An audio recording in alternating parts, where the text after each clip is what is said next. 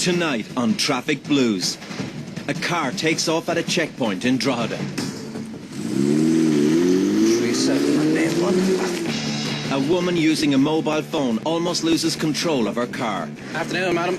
Any idea why I stopped you, mister? And a driver in Donegal is pulled over for speeding. Do you think you should be driving? What do you mean? Do you think you should be driving at all? No. If you're going to drive like that?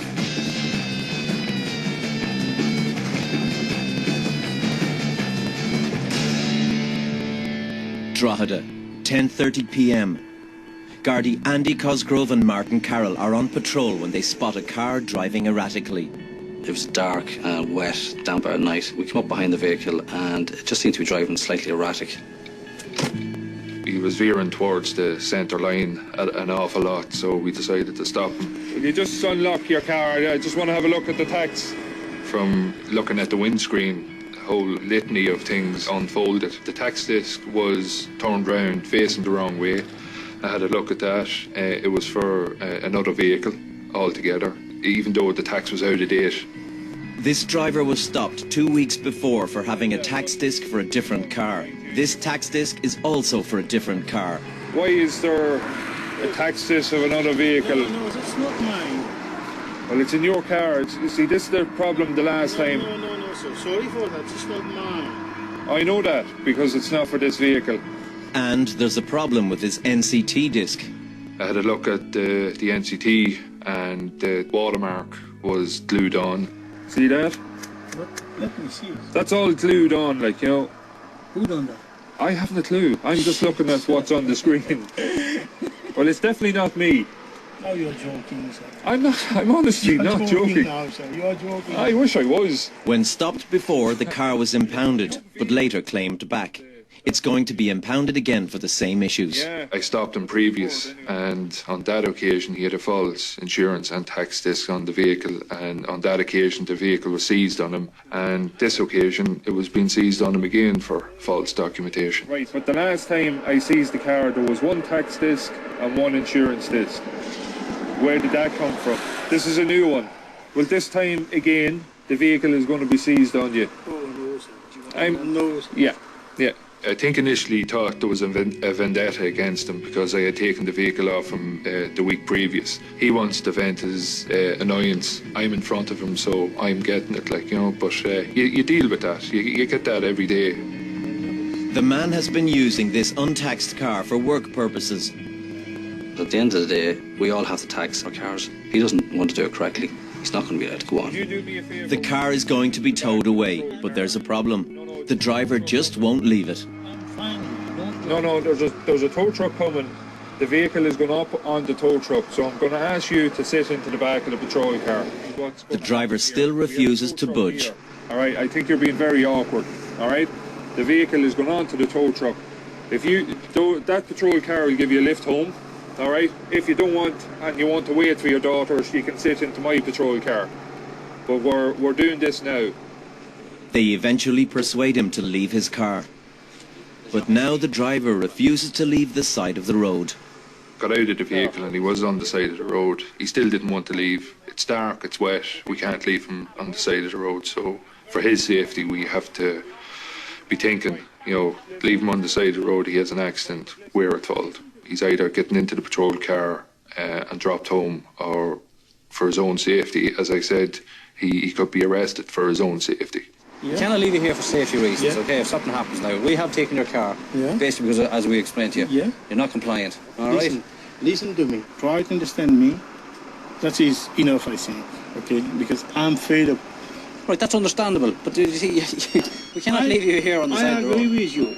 Right, okay. But I'm unhappy on the car. He was one of these drivers that just didn't take the lesson the first time, took a gamble and continued to drive. Andy and Martin finally persuade the man to take a lift with them. In court, a few weeks later, he was convicted of having a false document.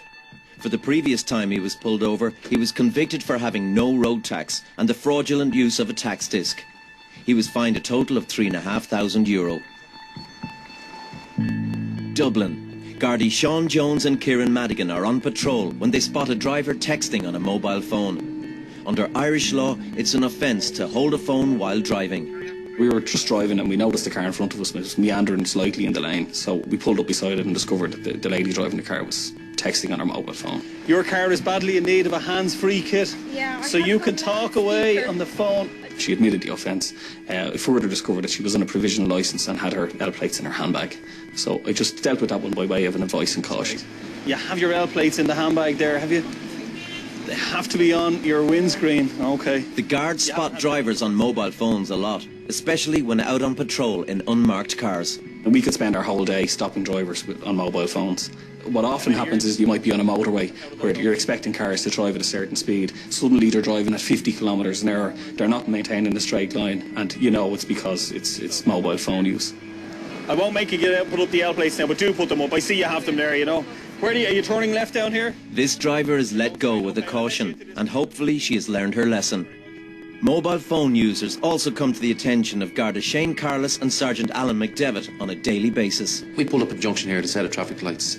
I could hear my windows down, I could hear the lady beside me talking. When I looked around, she was talking on the telephone. When the lights went green, she drove off, she stayed on the phone. The driver overcompensates when steering past a cyclist.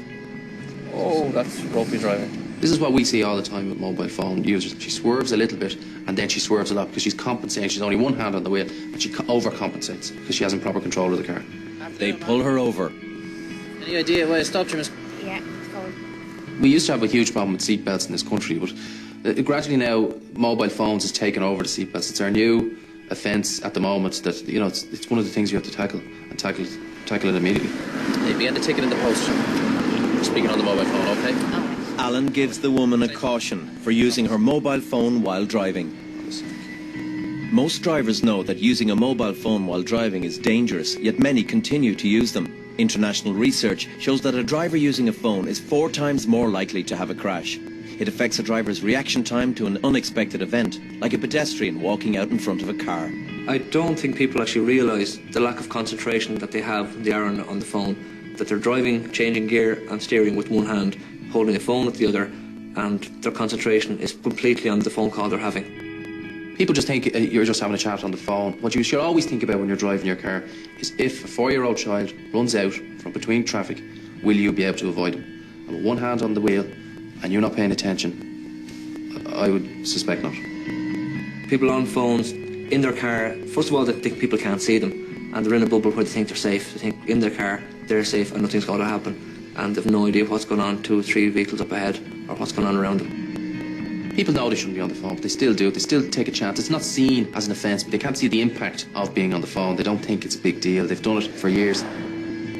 Garda Mick Croke has pulled a driver using a mobile phone on the M50.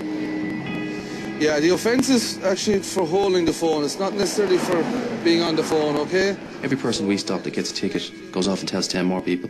The message will get out there.